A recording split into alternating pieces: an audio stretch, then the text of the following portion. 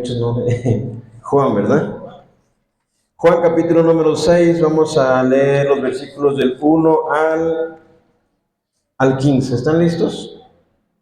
Juan capítulo número 6, versículos del 1 al 15.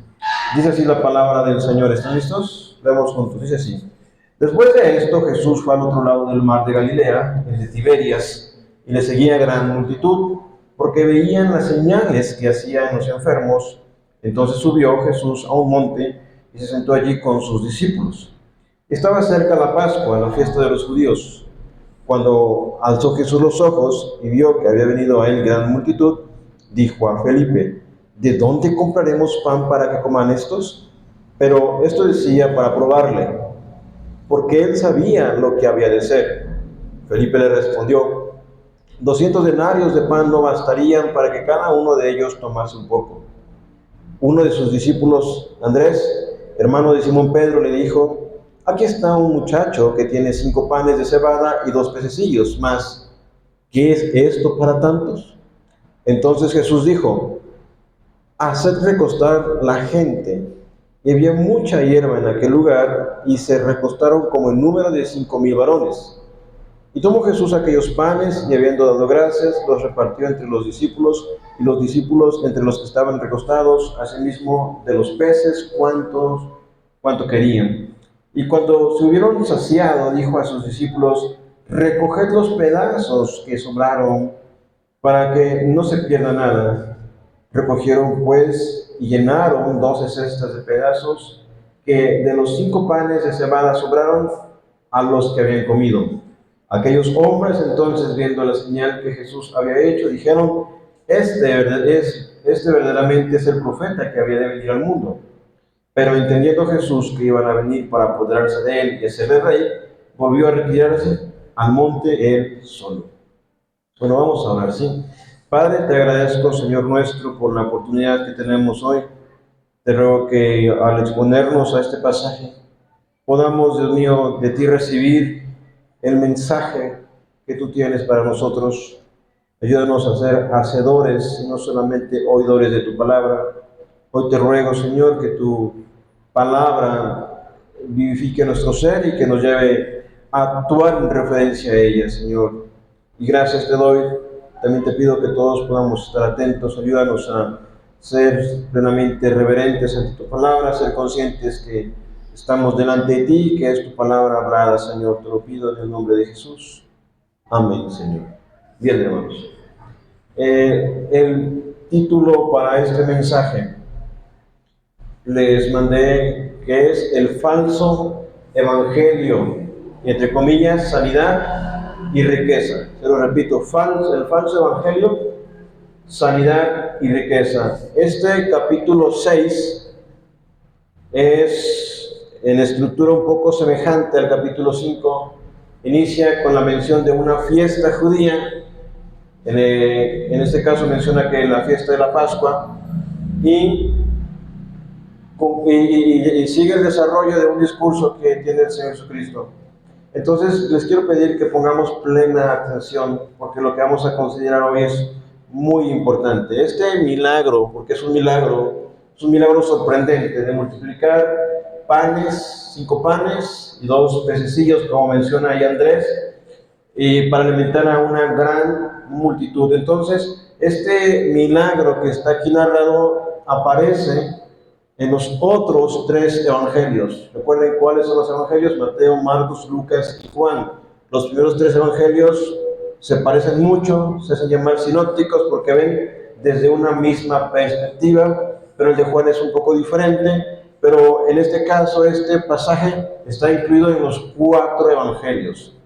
Este milagro, junto con el milagro de la resurrección, está incluido en los 4 evangelios. De tal manera que lo que vamos a hacer hoy es tomar como base el evangelio de Juan, pero vamos a estar yendo a los otros evangelios para poder tener o llenar algunos aspectos que Juan no menciona, pero finalmente la base es el evangelio de Juan. Así que lo primero que vamos a analizar es lo sorprendente de esa señal. Si quieren considerarlo, podría ser el primer encabezado, lo sorprendente de esta señal. Evidentemente la señal de la multiplicación de los peces. Entonces, el texto empieza diciendo en Juan 6, dice de esta manera: después de esto, después de, evidentemente de lo que aconteció en los versículos atrás, y que muy probablemente no quiere decir que fue de forma inmediata, pues según las fiestas que estén, pudo haber pasado por lo menos un año. Dice: después de esto Jesús fue al otro lado del mar de Galilea, en Tiberias. Entonces Jesús está enseñando en el norte de Judea, en la región de Galilea. En el capítulo 5 él estaba en Jerusalén, estaba en el sur, ahora está en el norte. Y dice, y le seguía, dice ahí, gran multitud. Y vemos ahí que el énfasis es que alimentó una gran multitud. ¿Alguien se dio cuenta de qué cantidad de personas fueron los que se alimentaron en esa ocasión? ¿Cuánto? Su encabezado lo dice, ¿no? 5,000 personas. 5,000 personas. Dice, y le seguía gran multitud porque veían las señales que hacía en ellos. Entonces, yo quiero que ustedes noten esto. ¿Alguno de ustedes conoce o alguna vez le ha pedido algún autógrafo a un artista o algún deportista o se ha fotografiado con él? ¿Sí? Si nosotros vemos ahí a Cristiano Ronaldo, que bueno, no anda por acá en los México, ¿verdad? Pero allá donde anda, o a Messi, que está más al norte, aquí en los Estados Unidos, que prácticamente es imposible que ellos salgan a un restaurante o que salgan a un lugar, porque siempre están asediados por la gente. Siempre están asediados por la gente, de tal manera que los artistas, los que son actores, se disfrazan o se ponen lentes, tratan de pasar desapercibidos.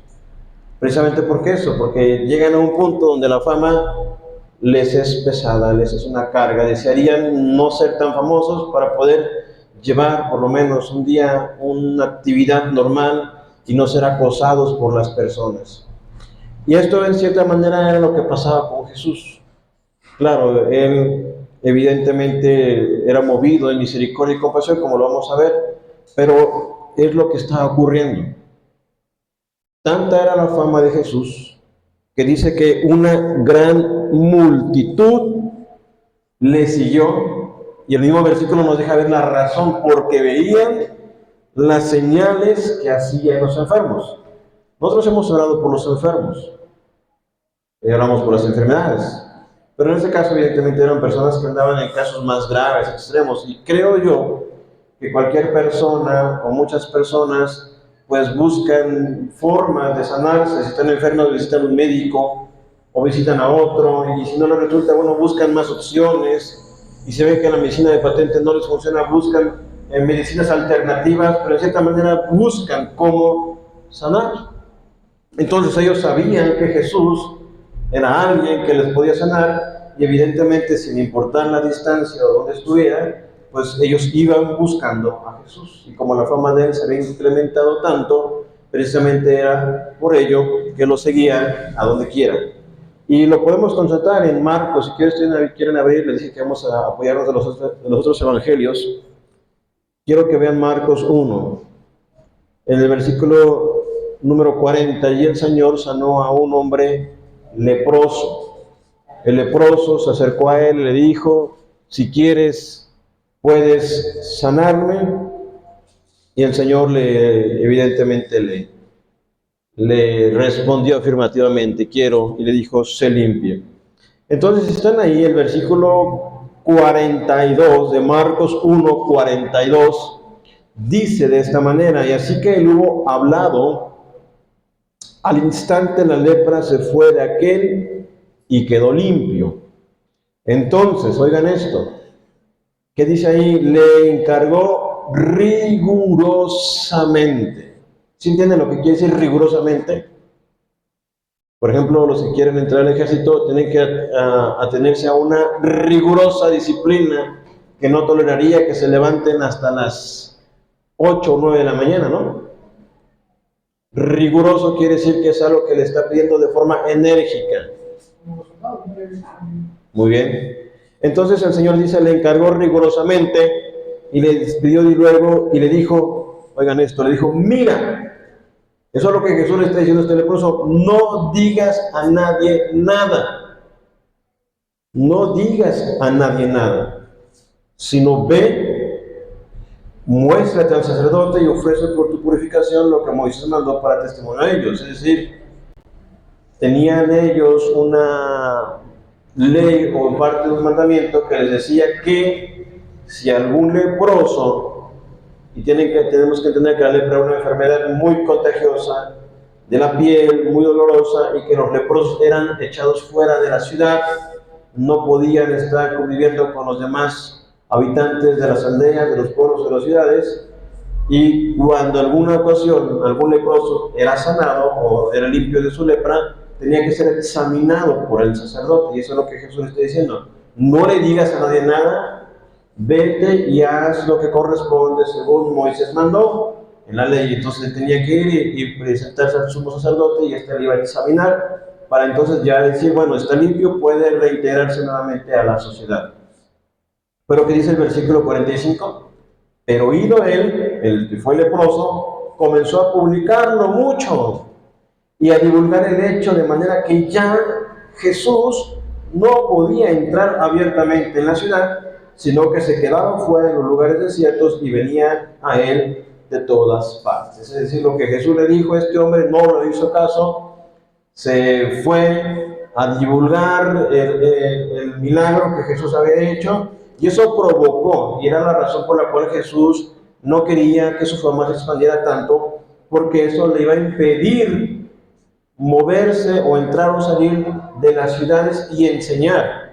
De tal manera que muchas veces Jesús tenía que subirse, cuando predicaba en el lago, o en el mar de Tiberias, tenía que subirse a una barca, despegarle un poco de tierra y desde ahí enseñar a la gente, porque la gente quería agarrarlo, quería recibir de él algún beneficio. Y como les digo, en cierta manera es algo normal. Cualquier persona en alguna condición de enfermedad, lepra, alguna ceguera o cualquier enfermedad como la cual describe la Biblia, o como lo vimos en el capítulo número 4, donde un hombre principal, un oficial del rey, fue a Jesús diciéndole, mi hijo está a punto de morir. Yo creo que si su hijo estuviera en esa condición, ustedes irían corriendo a la persona que le podría salvar. Obviamente corrieron a un médico, pero si saben que está Jesús ahí, pues irían a Jesús.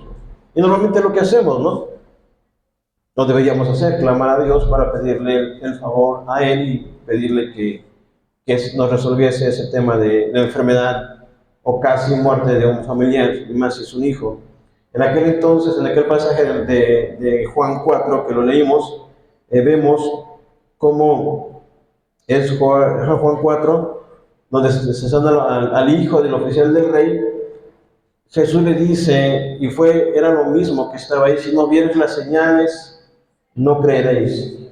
Entonces, las personas están siguiendo a Jesús solamente con la intención de obtener un beneficio. Y como les digo, en cierta manera es algo natural que cualquiera de nosotros haría. Pero esa no es, ni era en aquel entonces, ni es ahora, la prioridad del Señor. Porque, como vamos a ver, muchas veces puede uno caer en ese tipo de confusiones. Y entonces estarían buscando solamente al Señor por buscar algún beneficio. Y ya se los he puesto de ejemplo. Aquellas que tienen hijos y sus hijos solamente se portan bien y les dicen que las quieren solamente cuando quieren algo de ustedes, ¿cómo se sienten ustedes? ¿Se sienten bien contentos de que sus hijos busquen solamente aparentar algo que no es? ¿O sacar un provecho de ustedes, sin permiso? Se sienten usados, ¿no? Entonces, este milagro se dio en el contexto de una gran multitud que seguía al Señor, y como vemos, los enfermos solamente seguían a Jesús por la fama que él estaba teniendo. Hay una señora por ahí por mi colonia, que hacen colas la gente. Dicen que cura. Pero cuando bajo en las mañanas, y eso ya tiene muchos años, que yo he vivido por esa zona desde que era soltero, desde que era niño, y ustedes pueden ver la banqueta llena de gente haciendo cola. Dicen que curan la señora. Obviamente no de una buena forma, ¿verdad? Pero eso es lo que quiero resaltar, que la gente está necesitada, buscando salud o liberación, porque Jesús también vemos que liberaba o liberó a muchos de los que estaban en esa condición de poseídos por algún demonio, y evidentemente el Señor los sanaba por misericordia y compasión. Pero eso provocaba que su fama creciera y creciera, y que Jesús no pudiese predicar, que era el objetivo principal, enseñar, instruir, hablar del Evangelio a las personas, porque precisamente no podían hacerlo abiertamente por la gente que se le impedía. Entonces el Señor, versículo 3 dice, entonces subió Jesús a un monte y se sentó allí con sus discípulos, recibió a la multitud, y estaba cerca la Pascua, la fiesta de los judíos. Y vemos, por ejemplo, y les dije, vamos a ver los evangelios paralelos. En Mateo 14, no tienen que ir allá, si quieren anotarlo muy bien, o si quieren ir allá, si son veloces con la Biblia, vayan. Pero en Mateo 14, que es donde está la narración de este mismo pasaje paralelo, el texto nos dice que Jesús sanó a esos enfermos. Aquí Juan no me lo menciona, solamente dice que Jesús se sentó en el monte con los discípulos y después directamente les dijo, estos hay que darles de comer. Pero Mateo sí lo menciona. Mateo dice que los sanó de los que de ellos estaban enfermos. En Marcos 6:34 menciona que les enseñó. Entonces, Lucas 10 dice que hizo ambas cosas, tanto sanó a los que estaban enfermos como les enseñaba su palabra. Entonces, en ese momento, en ese desierto, recibieron las dos cosas, tanto Jesús les enseñó como también les brindó la sanidad que muchos necesitaban. Ahora, ustedes pueden ver ahí que menciona que son alrededor de 5,000 personas. Mateo 14:21 dice esto, y los que comieron fueron como 5,000 hombres. Pero al final dice, sin contar mujeres y niños. Entonces eran 5,000 hombres. Y estimando que cada quien llevara a su esposa, o que muchos llevaran esposa, y que algunos llevaran niños, y no solamente tenían un niño, tenían quizá 2 o más. En cierta manera, los cálculos dejan ver que de los 5,000, la cantidad asciende a unos 20,000 personas. Lo cual es más sorprendente este milagro, que eran 20,000, alrededor de 20,000 personas las que estaban allí y las que fueron y recibieron ese alimento de parte del Señor. Entonces, lo que estamos analizando es esos aspectos sorprendentes, tanto que estamos hablando de un milagro de multiplicación de panes y de peces. En el texto de Juan dice de esta manera, en el versículo 5, cuando alzó Jesús los ojos y vio que había venido a él gran multitud, dijo Felipe, ¿de dónde compraremos pan para que coman estos? El 6 dice, pero esto decía para probarle, porque él sabía lo que había de hacer. Felipe le respondió, y esta fue la respuesta de Felipe, 200 denarios de pan no bastarán para que cada uno de ellos tomase un poco. Un denario, la Biblia nos deja ver que correspondía al salario de un día, de un jornalero durante un día. De tal manera que, si estamos hablando de 200 denarios, lo que está haciendo Felipe es que el trabajo o el salario de un trabajador de 8 meses no alcanzaría para darle de comer a estas personas. Ni porque el salario de un hombre trabajando durante 8 meses se ocupase para pagar alimentos, panes, no alcanzaría para alimentar a 20,000 personas. Y eso es evidente, son 20,000 personas. ¿Su salario de ustedes de esos meses alcanzaría para alimentar a tal cantidad de personas?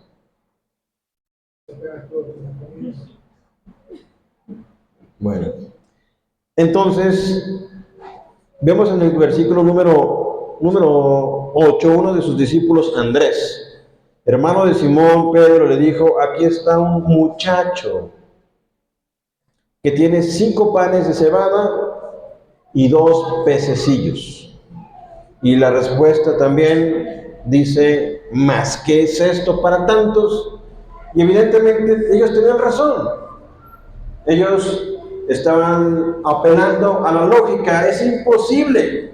Los evangelios paralelos, Mateo, Marcos y Lucas, le decían, despídelos, porque ya es tarde, estamos en un lugar desierto, y deja que ellos vayan y compren de comida en las aldeas cercanas.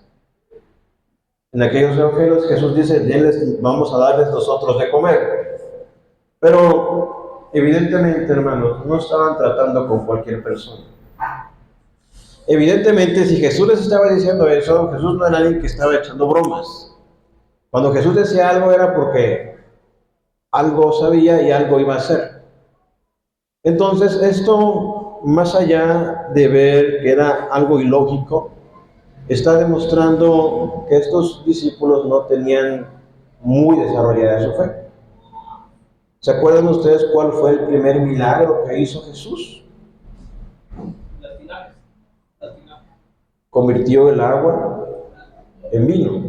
Y eso lo vieron los discípulos. Este milagro de la multiplicación es la cuarta señal o el cuarto milagro que Jesús hace. El primero fue el convertir el agua en vino. El segundo fue la sanidad del hijo del noble que estaba a punto de morir. Jesús dijo, vete, tu hijo es sano, y él creyó la palabra, fue, y al día siguiente le dijeron, tu hijo está sano. Y el pasaje nos deja ver que creyó él juntamente con toda su casa. La tercera señal, ¿se acuerdan cuál fue? El paralítico de Betesda, que está tirado ahí. Jesús viene y le pregunta, ¿quieres ser sano?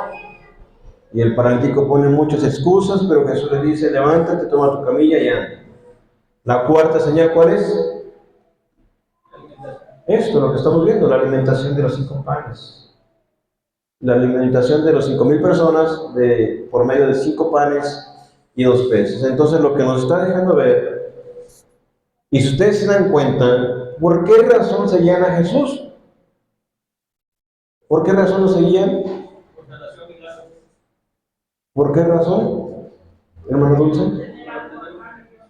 Muy bien. Pero eso que era algo a cambio, era algo que solamente Jesús lo podía hacer, es decir, que era un milagro. Entonces los mismos discípulos se están enfrentando a un problema serio de incredulidad, porque ellos han estado más cerca de Jesús y ellos están poniendo argumentos. 200 denarios no van a alcanzar. El otro dice, pero 5 panes y 2 peces, ¿qué es esto para tantos? Evidentemente ellos están argumentando, usando su lógica, pero están olvidando que están tratando con Jesús. Y que Jesús, obviamente, Él va a dar, o está próximo a realizar algo muy importante. Quizá podamos argumentar a favor de los discípulos que ellos estaban muy cansados. Y eso es algo que evidentemente podemos ver en el Evangelio de Juan, perdón, en el Evangelio de Marcos. ¿Quieren ir a Marcos, por favor? Marcos, capítulo número 6. Marcos 6, en el versículo número 30, Marcos 6:30, dice, entonces los apóstoles se juntaron con Jesús y le contaron todo lo que habían hecho y lo que habían enseñado. Es decir, Jesús, si ustedes leen atrás, había mandado a estos discípulos a que predicaran su evangelio, de igual manera hicieran milagros, señales y anunciaran el evangelio del Señor Jesucristo. Entonces ellos vienen de regreso a Jesús y vemos que le cuentan todas las cosas que habían hecho y lo que habían enseñado, y dice el versículo 31, Él les dijo, venid a vosotros aparte a un lugar desierto y descansad un poco. porque eran muchos los que iban y venían, de manera que ni aún tenían tiempo de comer. Entonces esto evidentemente está relacionado con la fama que estaba teniendo el Señor. Y los discípulos estaban cansados, estaban agotados. Y la idea de irse a un lugar desierto era ese, nos está diciendo Marcos, era ir, descansar, porque dice que no les daban ni oportunidad ni de comer. Así que por eso mismo subieron a la barca y se fueron a un lugar desierto. Pero ellos no contaban, los discípulos, de que la gente iba a buscar la forma de llegar. De tal manera que otro evangelio dice que aún se adelantaron, llegaron antes de que la barca llegara a tierra. Entonces, no sé si les ha pasado esos días que están muy cansados, quieren descansar, quieren que llegue el viernes ya, o el sábado, o el domingo, no quieren saber más, y pasa algo que los lleva a decir, no, ahora tengo que trabajar más porque algo sucede. Entonces pónganse en el lugar de esos apóstoles que van cansados, no tienen ni oportunidad de comer, y de repente 20,000 gentes que tienen ahí enfrente. Y es que de repente así también es no solamente la vida, sino es el trabajo del ministerio. Ustedes tienen que saber que esto tiene que ver con discipular, enseñar, instruir, las veces que sea necesario. ¿No les pasa con sus niños que les enseñan una cosa y ya no se acuerdan? Pues de repente así también pasa con nosotros, que les enseñamos algo y decimos, hermano, pero esto ya lo enseñamos. No, pero ya me olvidó. Y de cierta manera igual con los discípulos. Entonces ellos estaban cansados. Ellos se fueron en la barca y lo único que quizá descansaron era el trayecto de la barca. Así que ellos, por eso en estos evangelios le dicen en algún momento, despídelos, ya es tarde, para que puedan irse y comer algo. Entonces, por eso Felipe y Andrés, quizá en ese agotamiento, pero también no podemos justificarlos, en esa falta de fe, lo que están haciendo es que evidentemente están diciendo ni 200 denarios pueden servir para alimentar a tantas personas, ni tampoco se puede hacer nada con esos 5 panes y esos 2 peces. Entonces, de ahí podemos ver todos esos aspectos, alimentar a 20,000 personas, porque el Señor les manda que se recuesten. En otros evangelios dicen grupos de 50 sobre la hierba, y que los discípulos empiezan a repartir los panes y los peces. Y ver más adelante. Ahora, ¿por qué ustedes creen que Jesús hizo eso? Los discípulos estaban cansados, merecían descansar. ¿Por qué creen que hizo eso? ¿Por qué creen que atendió a esas personas? ¿Por qué creen que las atiende a ustedes cuando están en necesidades, en dificultades? ¿O alguno de ustedes nunca ha recibido ningún beneficio de Dios? Aquí dice que tuvo compasión de Dios. Bien, en Marcos 6:34 dice esto: y salió Jesús y vio una gran multitud y tuvo compasión de ellos. En Mateo dice 14:4 tuvo compasión de ellos y sanó a los que ellos estaban enfermos. Pero Marcos nos dice algo más. ¿Qué más dice ahí? Porque eran como ovejas que no tenían pastor. Y comenzó a enseñarles muchas cosas. ¿Alguno de ustedes sabe lo que significa compasión? Cuando lo buscamos en el diccionario, dice, significa sentir pasión con otro. O también puede decir entrar compasivamente en el dolor o en la tristeza de alguien. Esa es compasión. Cuando tú te compadeces con alguien es porque tú sientes el mismo dolor o te identificas con el mismo dolor que la persona tiene. Entonces estas gentes venían, no sé, imagínense a los paralíticos, ahí venían cargados por otras personas, los que traían lepra, los que iban, no sé, tanta diversidad de enfermedades que había y que hay, y Jesús cuando los ve, dice que tuvo el mismo dolor que ellos, es decir, tuvo compasión de ellos. Pero no solamente eso, sino que dice, porque eran como ovejas que no tenían pastor. ¿Se imaginan una ovejita así literal que no tenga pastor? ¿Qué pasaría con ella? Si salió una, no se vieron la noticia, una ovejita que tenía las pezuñotas ya bien grandotas, estaba bien llena de lana y toda negra. Era el aspecto de aquella ovejita terrible. Pero imagínense, esa sobrevivió, pero ¿qué tal si no tiene que comer? Se va a morir. Y si viene el lobo, no ve que no espante. Pasan muchas cosas. Esta es una expresión usada que Jesús quería dar a entender, que mostraba que estaban indefensas, que estaban hambrientos, que estaban necesitados de protección y de guía espiritual. Estaban expuestas al peligro, pero no solamente a los peligros físicos, sino a los peligros del pecado y la destrucción espiritual. El punto que estoy tratando de resaltar es que aparentemente el Señor está resolviendo un tema que tiene que ver con aspectos de necesidades físicas. Tenían hambre y les dio de comer, pero Él también les dio su palabra. Y su palabra conllevaba que ellos la creyeran y la recibieran. El hombre que fue sanado, su hijo, el texto nos deja ver que simplemente Jesús dijo, ve, tu hijo es sano, y él creyó a su palabra. La mujer samaritana otra vez. ¿Cuántos milagros Jesús hizo en Samaria? En Juan 4, dice que creyó a la palabra de Jesús. Ella fue y le dijo a los samaritanos, vean a este hombre. Y dice que los hombres creyeron a la palabra de la mujer. Después Jesús estuvo con ellos 2 días y le dijo a la mujer, ya no creemos solamente por lo que tú nos contaste, sino que creemos que Él es el Cristo. Entonces, lo más importante que necesita el hombre no es alimentarse o que reciban un beneficio físico. Y no quiero que confundamos las cosas. Si tenemos la oportunidad de ayudar a alguien, tenemos que hacerlo. Pero, ¿qué pasa con aquella persona que le acostumbramos siempre a darle? Y cuando ya no le damos, ¿qué pasa?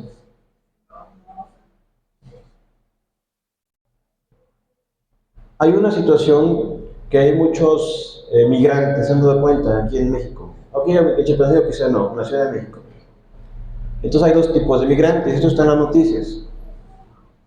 Hay haitianos y hay muchos venezolanos. Y a los haitianos, por ejemplo, en esta situación que pasó en Chalco, la inundación, están trabajando, están ayudando a limpiar las alcantarillas. Pero también he hecho reportajes de los venezolanos. Y ellos nada más están esperando. Porque ¿quién nos acostumbró a recibir? Su gobierno, ¿no? Entonces, hay un viejo dicho que dice, en lugar de darle el pescado, mejor enseñar a pescar. ¿Qué quiere decir? Enseñar a trabajar. Entonces, en este sentido, cuando a las personas no entienden claramente el mensaje, se acostumbran a solamente recibir, y cuando no llegan a recibir ese beneficio, vienen los problemas. Y eso conlleva mucho algo que ustedes ya han escuchado y se los he mencionado, lo que es el Evangelio de la Prosperidad. Por eso el título es ese, ¿no? Porque todo el pasaje me está llevando a esto, que esta multitud de personas recibieron un beneficio de Jesús. Jesús lo hizo por compasión, porque eran personas indefensas, necesitadas, y su amor le llevó a suplir esa necesidad, y que evidentemente en el proceso mostró su poder a los discípulos. Pero vean lo que dice Juan al final. Dice que estas personas, cuando vieron las señales, el versículo número 14, ¿están allí? Juan 6:14. Fue un milagro tan sorprendente alimentar a 20,000 personas que todas esas personas vieron que no había de dónde, o sea, no había una cocina donde hornearan el pan, no había un horno, no había panaderos, no había nada. Simplemente de la nada surgieron una gran cantidad de alimentos. Entonces aquellos hombres, viendo la señal que Jesús había hecho, dijeron: este verdaderamente es el profeta que había de venir al mundo. Y están citando evidentemente Deuteronomio 18:15, que lo vimos la semana pasada, que habla acerca de Moisés diciendo: vendrá un profeta mayor que yo. Ellos están diciendo: este es. Y evidentemente están refiriéndose a que probablemente decían: este es el Cristo, este es el Mesías, es el que había de venir. Pero es lamentable porque ellos no veían a un Cristo que les sanara de su pobreza espiritual, sino solamente veían a alguien que los iba a llenar del vientre, alguien que les iba a dar. De tal manera que el siguiente versículo dice: pero entendiendo Jesús que iban a venir para apoderarse de él y hacerle rey, volvió a retirarse al monte él solo. Ellos querían un Mesías terrenal, un Mesías político, alguien que les supliera todas sus necesidades, alguien que les liberara de toda la opresión romana que estaban viviendo. Muchos hermanos, oigan esto, quieren no a un Cristo que les exija nada, solamente quieren a un Cristo que les dé. Hermanos, la mayor parte de las iglesias, no digo que todas, pero es algo estadístico, la mayor parte de las iglesias son de tendencia de la prosperidad. ¿Cuál es el discurso? Si tú vienes, si tú aceptas a Cristo, tú vas a ser bendecido, vas a ser prosperado, vas a ser sano. La promesa es que un cristiano jamás se va a enfermar, y si se enferma es porque está mal delante de Dios. Un cristiano no tiene que ser pobre, tiene que ser rico, tiene que ser abundante. Entonces ese discurso no va con la palabra ni con lo que Jesús está enseñando. Si alguien quiere prosperar, ¿alguien de ustedes quiere prosperar abundantemente? Pablo dice: el que no trabaja, que no come. Sí, Dios bendice nuestro trabajo, nos da vigor, nos da salud, nos da fortaleza, salimos y aún nos rinde nuestro recurso, pero no pensando, como el mensaje que se dice muchas veces, que si tú vienes y das, se te va a multiplicar, porque eso es un robo, están robando, eso es un abuso, porque en esas iglesias el único que prospera pues es el líder, ¿no? Pero ese no es el mensaje de Cristo. Ese no es el mensaje que el Señor estaba diciendo. Y vean lo que dice más adelante. Porque, como les digo, esta parte apenas es el preámbulo. Es la parte introductoria a este pasaje. En Juan, más adelante, en Juan 6, 26. Vean lo que dice ahí. Jesús evidentemente despide a la gente, él se aparta, los discípulos se van adelante. Dice el pasaje donde vamos a ver más adelante que Jesús anda sobre el mar, los discípulos se suben a la barca, después Jesús los alcanza. Y al día siguiente buscan a Jesús, lo pueden leer desde el 22. El día siguiente la gente estaba al otro lado del mar, vio que no había habido allí más que una sola barca, que Jesús no había entrado en ella con sus discípulos, sino que esos se habían ido solos. Entonces ellos fueron a buscar a Jesús. Dice el 25, y hallándole al otro lado del mar le dijeron: Rabí, ¿cuándo llegaste acá? Respondió Jesús y le dijo: de cierto os digo, es decir, les voy a decir una verdad. Os digo que me buscáis no porque habéis visto las señales, sino porque comiste el pan y os saciasteis. Ellos vieron que iban a tener barriga llena, que Jesús los sanaba, que les libraba de las enfermedades, Ah, pues de aquí soy. ¿Y quién no, verdad? Comida, dijera nuestro hermano Benito, ¿cómo es su dicho? La gorra ni se le gorra. Pero ese no es el mensaje del Evangelio. No es el propósito de Cristo. No es el mensaje del Evangelio decirles vas a estar saciado. Y miren, hay que matizarlo porque miren, hay algo que se llama, o algunos lo denominan evangelismo o evangelio social, donde sí, evidentemente lo vimos, por ejemplo, en el material, donde sí deben de brindarse un apoyo, una atención, por ejemplo, jurídica en ese sentido. Pero ese no es el mensaje de Cristo. Y lo que decía el Señor indígena es que Él quiere ser una semilla que pueda estar en medio de su comunidad para que otros puedan creer en Cristo. Y eso se da evidentemente por medio de una vida transformada, pero el mensaje del Evangelio es un mensaje en sí mismo. Yo no puedo solamente vivir vidas nuevas y pensar que los demás van a creer simplemente porque me ven a mí. Porque van a decir, ah, es un buen ciudadano, es alguien responsable, es alguien ejemplar. Pero no va a pasar de ahí. Tenemos que hablar del Evangelio. Y el evangelismo social es pensar que solamente hacer activismo social, darle a los necesitados, es suficiente, porque eso puede crear problemas. Los misioneros del siglo pasado, del siglo XX y del siglo XIX, llegaron a lugares como la India, como China, como África, y trataron de solucionar los problemas, porque evidentemente venían de países o iban de países que tenían recursos. Hay asociaciones misioneras que reciben donaciones, buenas donaciones, y tienen muchos recursos para esa labor. Pero si solamente se llega a tratar de solventar los problemas sociales y no los problemas espirituales, no va a servir de mucho.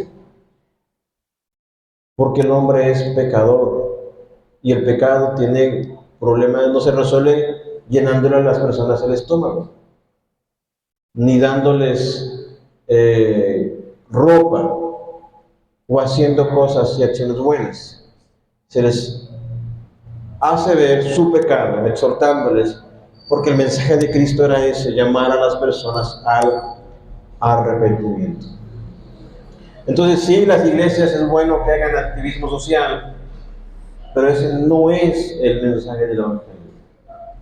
Es bueno que ayudemos, sí, pero no pensando que eso va a atraer a las personas. Porque otra vez repito, y puede enmarcarse en otra práctica que se llama pragmatismo. ¿Alguien sabe lo que es pragmático, pragmatismo?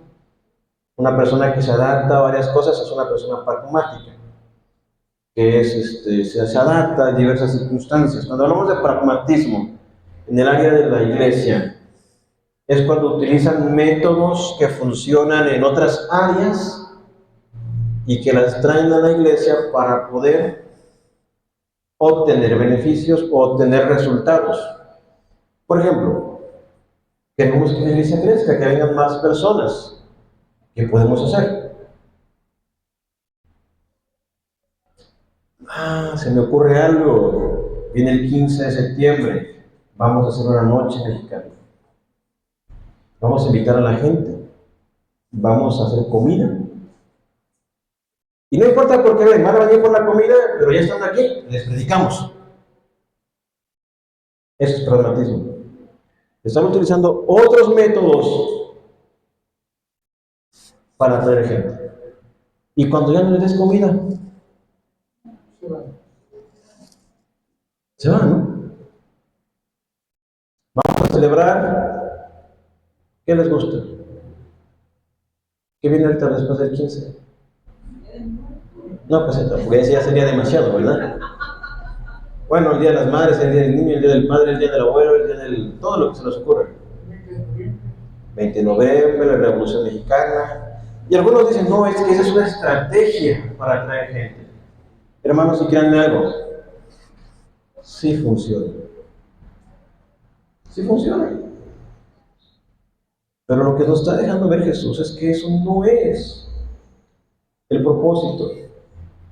Jesús les dijo, ustedes me buscaron porque se saciaron, pero no me buscaron por quien yo soy.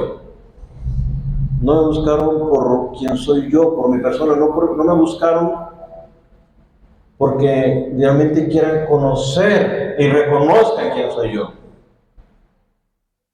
Y eso, hermanos, provoca que se generen falsos creyentes. Provoca que los asistentes a la iglesia sean solamente eso, asistentes, pero no son verdaderos creyentes. Ustedes vieron lo que estaba pasando en esa comunidad. Ese hombre está siendo amenazado en sus familias. Y para él hubiera sido bien fácil ir el domingo a la iglesia, alabar a Dios. Ay, pero de todos modos voy a cooperar, voy a ser, ¿cómo se llama? El padrino, el patrón, voy a financiar, para que no tenga problemas con la comunidad. Es por eso, hermanos, como les he dicho, es que el Evangelio nos va a demandar de nosotros que renunciemos a todo por causa de Cristo. Ellos lo hicieron, hermanos, y no son los únicos, lo han hecho muchísimas personas a lo largo de los siglos. Pero esa es la verdadera obra de Cristo, cuando las personas son transformadas y están dispuestas a dejarlo todo por causa de Cristo. Ese es el verdadero evangelio, cuando las personas están dispuestas a tomar su cruz y seguirle. Quiero que lo vean, por favor, en Mateo 10. Y lo vimos un poco al final, la semana pasada. Pero quiero que lean Mateo 10, 34. Oigan esto. Hermano, pero pues yo a través hay iglesias que se han puesto, no sé si es el fanatismo que han llegado a matar. Y se les va viendo en Chiapas o Oaxaca. Digo, es tanta su fe en su religión que la definen de tal manera que matan a sus enemigos. En el caso de Oaxaca, de Chiapas, sí ha habido asesinatos hacia comunidades cristianas.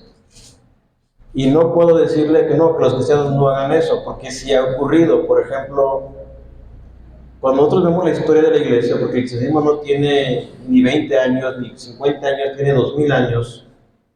Ustedes saben que los cristianos de los primeros siglos, después de los apóstoles, fueron perseguidos. ¿Alguien vio la película del Gladiador? Los arrojaban al Coliseo, los arrojaban a los leones, los devoraban. Les daban plomo hirviendo para que se lo tomaran y murieran envenenados. Los crucificaban también, los quemaban en las cruces. De tal manera que los cristianos tuvieron que vivir en las catacumbas, es decir, en el subterráneo de la ciudad de Roma. Pero resulta que por ahí del año 300, me parece que el 14, llegó un emperador llamado Constantino que dio libertad de culto. Y no piensen que los primeros 300 años fueron persecuciones continuas. No, hubo etapas donde, dependiendo del gobernante, pues les daba cierta tolerancia y de repente se veía uno que los odiara, que los perseguía. Pero cuando el cristianismo pasó, oigan esto, de la catacumba al trono, los cristianos también empezaron a perseguir a los que consideraban paganos. Y empezaron por ejemplo, hay una filósofa llamada Hipatía que fue asesinada por cristianos fanáticos, como dicen, ¿no? Que pues ella no era bruja, era científica, era una filósofa, era matemática, que estudió, me parece que esto de la hipérbole, y la mataron también. Pero evidentemente todo eso conlleva una falta de estudio serio de la palabra, porque en aquel entonces, si hoy día las personas no leen su Biblia, la iban a leer hace tantos siglos y no había ni siquiera Biblias en su propio idioma, o si no había Biblias accesibles, porque no creen que eran estos libros, eran pergaminos, eran rollos, o ya cuando hubo encuadernaciones eran unos libros como de este tamaño. Entonces, todo eso, cuando viene un fanatismo o una intolerancia, tiene que ver no con verdaderos creyentes, sino con personas precisamente así. Porque las personas cuando han estudiado la palabra, han leído la palabra, han creído en la palabra, realmente lo que provoca es un desarrollo. Nosotros, hermanos, estamos en una época post-cristiana, después del cristianismo. Hermanos, ¿quién creó las instituciones, por ejemplo, los hospitales? El PRI, hasta dijimos, estábamos mejor antes. Me refiero al origen de los hospitales. Cuando los romanos, cuando había pestes, ellos no atendían a sus enfermos, los abandonaban. Pero los cristianos no hacían eso. Los cristianos atendían a sus enfermos y aún atendían a los enfermos de los romanos abandonados, que abandonaban a sus enfermos. Los hospitales, los orfanatos, inclusive la democracia como tal surge de una perspectiva cristiana. Sí, la democracia se origina en Atenas, la idea del que dice el presente, el demos y el kratos, no el poder del pueblo. Pero evidentemente en aquel entonces no votaba todo el pueblo, solamente eran los varones de cierto sector, que eran nobles. Y después vemos que sí, que hay representantes de los plebeyos y representantes evidentes de ahí viene la diferencia, ¿no? Cámara alta y cámara baja. Pero la verdadera democracia se origina en la época de la Reforma, con un teólogo llamado Juan Calvino, que creó, oigan esto, y eso está basado en las Escrituras, que las instituciones no están por encima de la ley, que la ley es por encima de las instituciones. Por ejemplo, la iglesia como institución no está por encima de la palabra, sino la palabra guía y dirige a esta institución llamada iglesia, que es contrario a lo que la Iglesia Católica enseña, que es la iglesia en su estructura y en su orden y en su jerarquía la que tiene el control total, y la palabra está en segundo o quizás está en tercer término, porque lo más importante para ellos después de su estructura son sus dogmas. Entonces, la estructura de una democracia como tal surge a partir del pensamiento de teólogos cristianos protestantes que crean esa parte de la división de poderes para que siempre haya contrapesos y nunca haya alguien o un sector que tenga todo el poder absoluto. ¿Por qué creen ustedes que Estados Unidos nunca ha tenido un conflicto o una dictadura? Porque siempre han mantenido esos contrapesos. Si ustedes ven de México para abajo, ha habido muchas dictaduras. Porque siempre ha habido esa búsqueda y control total. Y de ahí se origina lo que es el pensamiento comunista. Bueno, esas son clases de historia. Pero bueno, el punto acá es que cuando el verdadero evangelio se entiende y se predica y se vive y se enseña como tal, trae desarrollo y trae progreso, verdadero progreso. Pero lamentablemente estamos retrocediendo en las políticas públicas, no solamente de México, tiene que ver con un contexto global que evidentemente va a llevar o lleva a la humanidad a un retroceso, donde ahora los retrógrados somos nosotros, los cristianos, los analfabetas somos nosotros. Pero lo que está haciendo el Señor Jesucristo no es darle a las personas. Imagínense, si Jesús hubiera querido crear un movimiento donde la gente lo creyera todo en él, pues le daba, si multiplicó los peces y los panes para 20,000, no podía para quién sabe cuántos millones, pues es Dios. Pero ¿de qué aprovecha el hombre? Ganar el mundo si pierde su alma. ¿Qué es lo que estamos viendo aquí en Mateo 10:34? Dice Jesús, oigan esto, no pensáis que he venido para traer paz a la tierra. Y ustedes dirán, ¿pero qué dice eso? ¿Cómo? ¿No se supone que Jesús es el príncipe de paz? No he venido para traer paz, sino espada. Porque he venido para poner en disensión al hombre contra su padre, a la hija contra su madre y a la nuera contra su suegra. Y los enemigos del hombre serán los de su casa. Y ustedes pueden decir, ¿pero cómo? Y ustedes pueden verlo en sus vidas. Cuando alguien cree en Cristo, verdaderamente trae lo que ocurre, por ejemplo, en ese lugar de la montaña. Crea divisiones. De tal manera que gente expulsa a sus hijos de la familia Te volteaste, ahora eres de los cambiados. Te lavaron el cerebro. Y con el primero, o los primeros que tienes conflicto, ¿con quiénes son? Con sus familiares, con tus papás. Por eso Jesús dice, el hombre contra su padre, el hombre contra la hija contra su madre y la nuera contra su suegra. Pero no quiere decir que los abandones o que renuncies a ellos. Oigan esto, el que ama a padre o madre más que a mí, no dice que no los ame, está diciendo que no los tengas por encima de él. El que ama a padre o madre más que a mí, no es digno de mí. El que ama a hijo o hija más que a mí, no es digno de mí. Y el que no toma su cruz y sigue en pos de mí, no es digno de mí. De eso es el Evangelio. Es negarte a ti mismo, renunciar a tu condición y aceptar a Cristo como el que llena toda tu vida. Que Él merece toda gloria y toda honra y toda adoración. El que haya su vida la perderá. Y el que pierde su vida por causa de mí la hallará. Imagínense a esos hombres que están en el Coliseo Romano y les dicen, niega tu fe y no te matamos. Adora al César, porque ellos les decían que les rindieran culto al César, dijeran César es el Señor, pero ellos decían Jesús es el Señor. Y no tenían que hacer nada más. Ellos pueden decir, mira, niega tu fe simplemente un ratito y al ratito ya sigues con tu Jesús.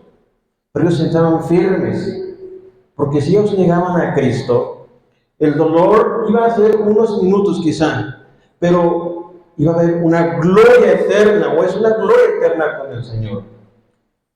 Quizá en ese tiempo podamos disfrutar de los placeres de esta tierra, pero vendrá una condenación eterna. ¿Se acuerdan que lo vimos los días pasados? Jesús dijo, vendrá el tiempo cuando vendrá la voz del Hijo del Hombre y unos resucitarán para vida eterna y otros para condenación eterna. Así que el sufrimiento iba a ser en un instante, unos minutos. ¿Cuánto te tarda en devorar un león? Te mata, y más los leones, que ellos rápidamente van y te estrangulan el cuello, a pasar una eternidad de gloria. Por eso es que en cierta manera es contradictorio y era una locura creer en un Cristo crucificado, en un Salvador o en un Rey crucificado. Pero lo que está diciendo Jesús, que el que haya su vida, el que por salvar su vida la pierde, el que pierde su vida por causa de Él, la salva, la halla. Y eso se trata. Y créanme, cuando uno se mantiene firme en la convicción de la esperanza que hay en Cristo, ¿ustedes creen que las personas creerían en ustedes si están divagando entre dos pensamientos o están de aquí para allá? Pero si ustedes siempre fueron congruentes, y créanme que esto es algo muy importante, un hombre vive y muere por lo que cree, y es respetado y honrado por sus convicciones, por lo que defiende como su estandarte. Y todos los hombres que han muerto y perecido por causa de Cristo, que seguirán pereciendo, porque créanme que en el tiempo que hemos estado aquí, han muerto cientos de cristianos en todo el mundo. En Afganistán, en Corea del Norte, en algunas regiones de China, no en todas. Aquí en México. Aquí en México. Entonces, el verdadero cristianismo nunca te va a llevar a matar a nadie. Aquellos que entienden la verdadera fe es aún dar tu vida por los demás. Jesús puso el ejemplo, no hay mayor gozo que alguien ponga la vida por sus amigos. Entonces, un verdadero cristianismo predicado y enseñado fielmente nunca va a llevar a matar a nadie. El fanatismo, eso es otra cosa, pero no es cristianismo. Entonces, en ese sentido, hermanos, lo que el Señor está diciendo, el que ama padre o madre más que a mí no es digno de mí. Y estos hombres, que evidentemente estaban las 20,000 personas escuchando el mensaje de Cristo, posiblemente escucharon algo como esto, pero ellos quedaron cegados por el alimento. Y eso realmente es en cierta manera algo, y lamentablemente algo natural, porque las personas se van, como dicen, por el mejor postor, ¿no? Por el que les dé más. Entonces, si quieren ver, por favor, vean Mateo 16, un poquito más adelante de donde estábamos. Mateo 16, en el versículo número 24. Dice de esta manera: entonces Jesús dijo a sus discípulos: si alguno quiere venir en pos de mí, niéguese a sí mismo y tome su cruz y sígame. Porque todo el que quiera salvar su vida la perderá, y todo el que pierda su vida por causa de mí la hallará. Porque ¿qué aprovechar al hombre si ganare todo el mundo y perdiere su alma? ¿O qué recompensa dará el hombre por su alma? Porque el Hijo del Hombre vendrá en la gloria de su Padre con sus ángeles, y entonces pagará a cada uno conforme a sus obras. Entonces, hermanos, estas multitudes de gente seguían a Jesús simplemente porque querían tener un beneficio. La misión de Jesús no era alimentar a las personas, no era sanarles primariamente, que lo hizo por compasión, porque sintió el dolor de ellos, y evidentemente porque eran señales que acompañaban a su ministerio para que la gente creyera, pero no eran el fin en sí mismo. Entonces, esos lugares donde les prometen, les dicen tal día es día de sanidad, tal día de milagros, tal día de quién sabe cuántas cosas, el día del, no sé, claro, inventan sus cosas. La gente va a venir, la gente vendría, ¿por qué? Porque quiere ser sanada, quiere ser bendecida. ¿Y quién no quiere ser prosperada? Y más en esta época, a la gente no le gusta trabajar. Quieren ser youtubers, quieren ser influencers, quieren tener dinero fácil, quieren ser delincuentes. ¿Por qué? Porque van a tener dinero fácil, pero no quieren trabajar. Entonces, en ese sentido, hermanos, tanto el evangelismo social, solamente el evangelismo social, el evangelio de la prosperidad, tratar de mezclar evangelio y política, tratar de pensar, es que vamos a tener candidatos cristianos, vamos a hacer un partido cristiano.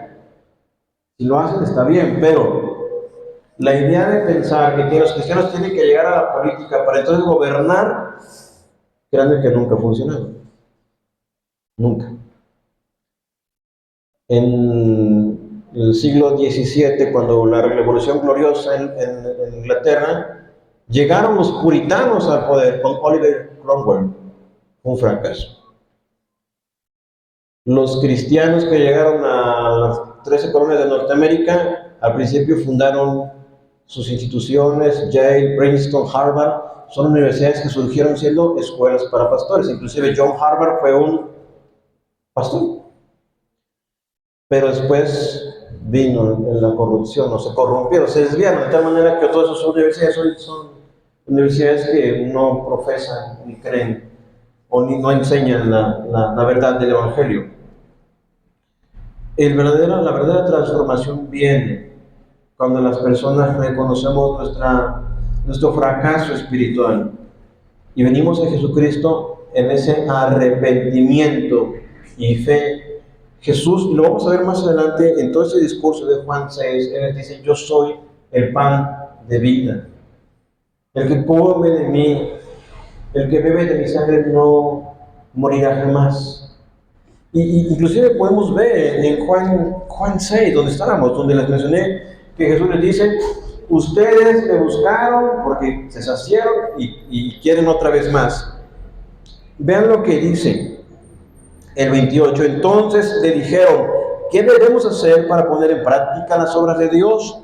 Respondió Jesús y les dijo: esta es la obra de Dios, que creáis en el que Él ha enviado. Le dijeron entonces: ¿qué señal haces tú para que veamos y te creamos? ¿Qué obra haces? Hermanos, son las personas que alimentó, son las personas que sanó, son las personas que les libró de demonios, y todavía le preguntan: ¿qué señal haces? Pero así son los milagros. Por eso es que la salvación es un milagro. Cuando el Espíritu Santo del Señor quita toda esa ceguera y nos transforma, nos regenera, y nos hace nacer de nuevo.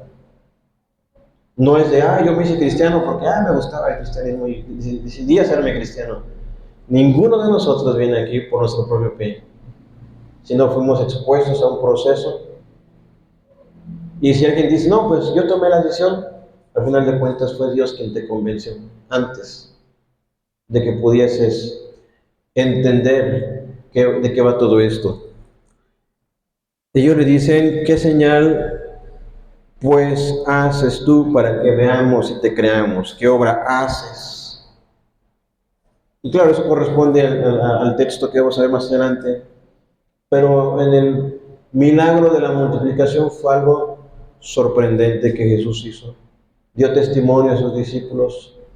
Los que estaban ahí fueron alimentados con simple 5 panes y 2 peces para 20,000 personas, y todavía recogieron 12 cestas llenas de alimento. Y al final de cuentas no tenemos que desviarnos ni irnos por la falsa promesa ni de sanidad ni de riqueza. Que Dios bendice nuestro trabajo, que nos prospera, sí. Que Dios nos da o oramos a Él pidiendo salud, sí. Pero no es eso prioritariamente el mensaje de Cristo. El mensaje de Cristo va más allá de esta tierra y de este cuerpo, sino es una misión espiritual, no para erradicar la pobreza, sino para eliminar el pecado del hombre. Aquello que es imposible para nosotros es posible para Dios. Así que tenemos que creer a esas palabras, y como les repetía, necesitamos confiar plenamente en Cristo, arrepentirnos de nuestros pecados, volvernos al Señor en toda nuestra fuerza, toda nuestra alma y todo nuestro corazón. Todos de alguna forma, hermanos, estamos influenciados tanto por los deseos de nuestra carne, por las tentaciones de este mundo, como por las pasiones que combaten en nosotros, muchas veces cosas lícitas, pero que no son. Recuerden este pasaje que todo me es lícito, pero no todo me conviene. Todo me es permitido, pero yo no me dejaré dominar de nada. Y es depender completamente del Señor. Que cada uno de nosotros podamos vivir en santidad, en pureza, en obediencia al Señor. Que las distintas luchas que combaten en ustedes y en mí, podamos encauzarlas al Señor, porque solamente Él puede brindar pleno contentamiento, un gozo completo. Solamente en Él encontramos plenitud de gozo. Jesús lo dijo: el que no se niega a sí mismo, toma su cruz y me sigue, no puede ser mi discípulo. Es encontrar gozo completo solamente en Dios. Y ustedes dirán, como dijera hermano Benito, sí, es imposible, ¿no? Pero sí se puede, hermanos. Ya el Señor ha hecho la mayor parte. Él ha muerto por nosotros y el Espíritu Santo nos ha regenerado. Y esto nos debe llevar a examinarnos, que es el texto de segunda de Corintios 13:5. Segunda carta a los Corintios.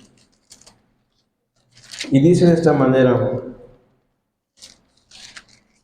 examinaos a vosotros mismos, si estáis en la fe. Probaos a vosotros mismos, o no conocéis a vosotros mismos que Jesucristo está en vosotros, a menos que estéis reprobados. Entonces, hermanos, sus vidas, su mente, su corazón, ese contentamiento, ese gozo solamente se encuentra en Dios. Muchos de nosotros experimentamos frustración, tristezas, cansancio, pero solamente en Cristo tenemos esperanza. Bien. Entonces, vamos a orar. ¿Alguien tiene alguna pregunta? ¿No? Vamos a orar respecto a eso, para poder en caminar. Hermanos, esto que parece imposible para nosotros solamente se va a lograr por medio de algo tan sencillo. Exponerse en la palabra, leer la Biblia, creerla. Y va a haber momentos en donde la misma palabra nos va a confrontar, donde nos va a llevar a romper y a renunciar a cosas que a nosotros nos parecían buenas, agradables, pero que realmente a la luz de la palabra no lo son. ¿Se acuerdan que no les di hoy de los que están aquí, cuántos tienen el pacto de membresía? ¿Sí lo tienen, no? Pero el hermano Brisa no lo tiene. ¿Sí lo tiene, no, hermano Benito? ¿No? Bueno, no sé. Pero vamos a trabajar eso. Bueno, hay muchas cosas que vamos a... Miren, ya vamos a hacer un año. Hace un año, en el mes de octubre que tuvimos, ¿no? Bautismo, ¿verdad? ¿Se acuerdan? Hace un año. Y ¿por qué algunas personas decidíamos no participar o no obedecer a ese mandato del Señor? Pues por muchas razones. Pero vemos que en la Biblia los creyentes, los que confiaban en Cristo, Pablo, cuando él creyó, él nos esperó. Una vez vamos y fue bautizado. También el eunuco le dijo a Felipe que impide que yo sea bautizado. Entonces, en este proceso, el Señor nos ha dado, por ejemplo, eso es solamente un ejemplo, pero créanme que si ustedes desean caminar con el Señor, van a tener mayor gozo que el que está en el mundo, lo que podemos recibir afuera. Entonces vamos a orar. Vamos a culminar con este pasaje de Gálatas 2:20, que fue con el mismo que terminamos el domingo pasado. Gálatas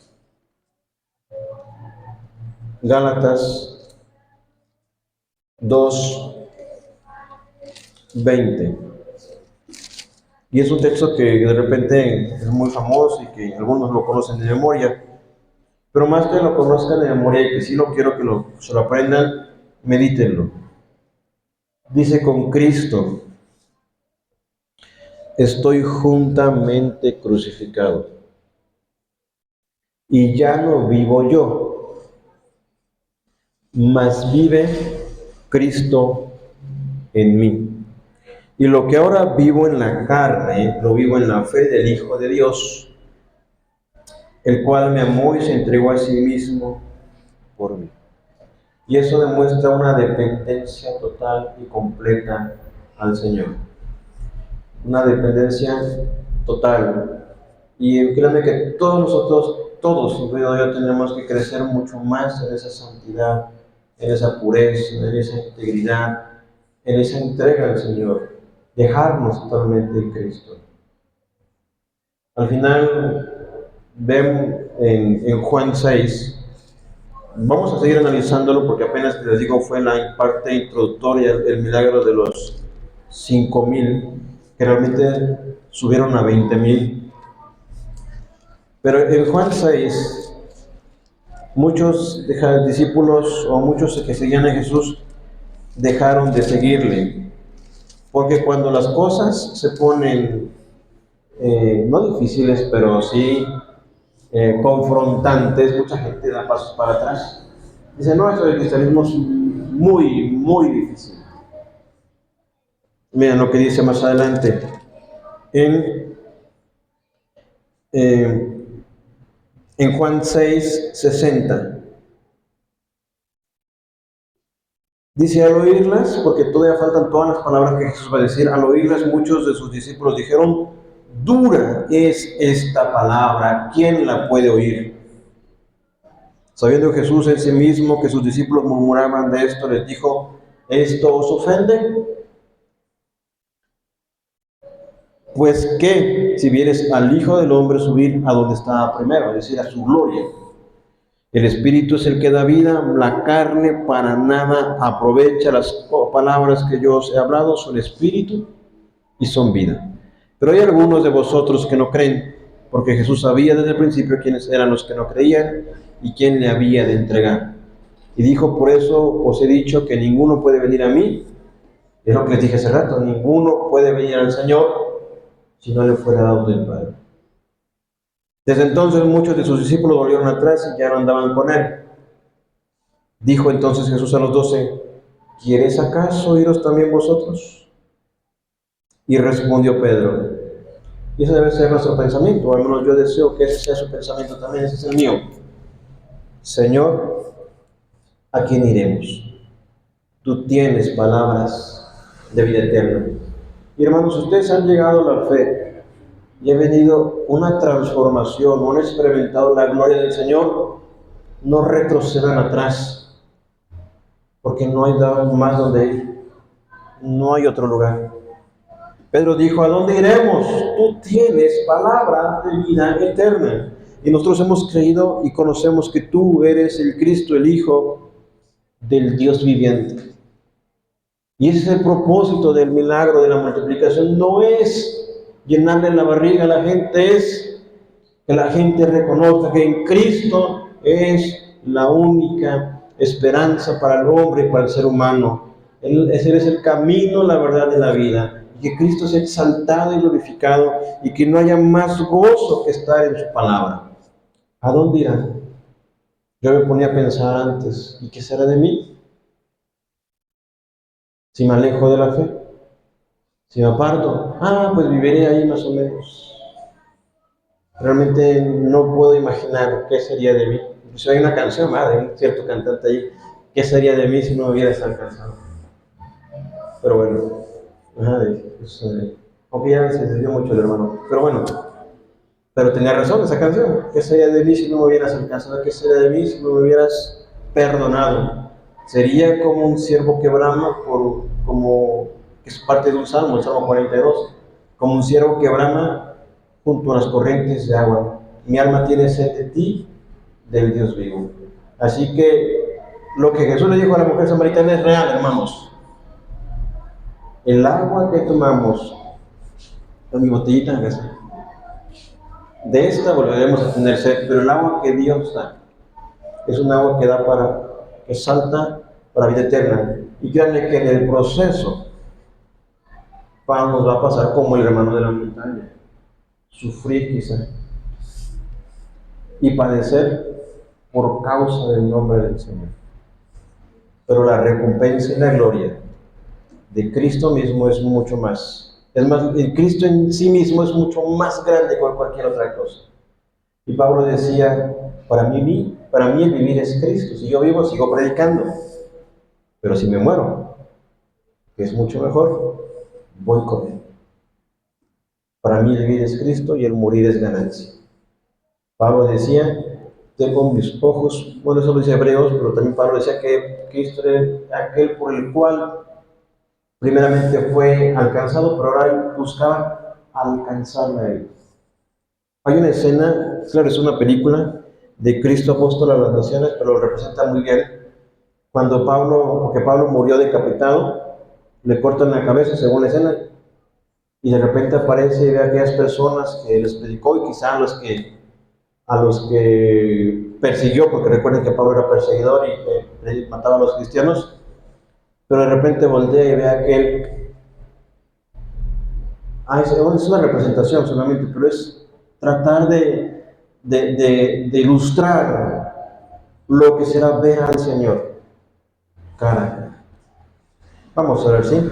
Bueno, Padre, te agradezco por este día, gracias por la oportunidad tan grande. Yo te ruego que el deseo de todos nosotros seas tú, Señor. Que nada deseemos en la tierra, sino a ti, Padre mío. Yo te lo ruego, Padre mío. Te doy gracias que hoy bendices este tiempo, que nada obstaculice ni frustre, mi Señor, nuestro caminar, porque sabemos que si tú nos has traído hacia ti, en ti estamos seguros y nada nos podrá apartar de tus manos. Hoy te ruego que la iglesia pueda ser vivificada, nutrida de tu palabra, y que todos nosotros podamos dejar lo que está atrás e ir por lo que está adelante, dejar todo peso y pecado que nos asedia, corramos la carrera con paciencia y corramos puestos nuestros ojos en Jesús, el autor y consumador de la fe. Entonces, gracias, Padre mío, deseando que tú desees el más grande amor de nuestras vidas y que nada ocupe tu lugar, Señor, sino que nosotros podamos dejar todo lo oculto, todo lo malo, todo lo vergonzoso y poder vivir transparentemente delante de tu presencia para con todos nuestros hermanos. Gracias en el nombre de Jesús. Amén. Dame, ¿me ayudarías? Por favor.